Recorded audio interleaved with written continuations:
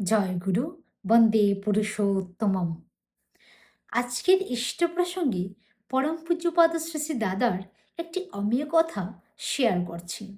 তিনি বলছেন, যতক্ষণ পর্যন্ত নিজেকে বড় করার যুগ থাকবে ততক্ষণ আপনি ঠাকুরের হননি।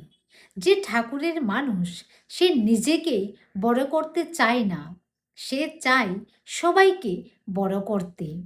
সবাই বড় হবে, সবাই সুন্দর হবে, সার্থক জীবন লাভ করবে, এর মধ্যেই আমার সিদ্ধি, আমার প্রাপ্তি, এই তপস্যা।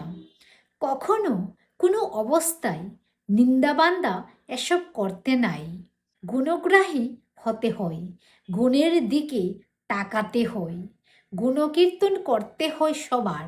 কার কি দোষ আছে দেখি মরছি কেন, কার কি গুণ আছে দেখি।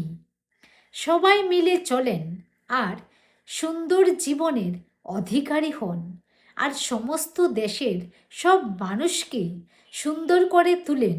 এই তো স্বর্গ। আমাদের বংশধররা 500 বছর পর যেন বলতে পারে, আমার পিতৃপুরুষরা ঠাকুরের সেবা করেছিল, তাই এই সুন্দর জীবন পেয়েছি। ভালো থাকেন, ভালো রাখেন সবাইকে। জয় গুরু।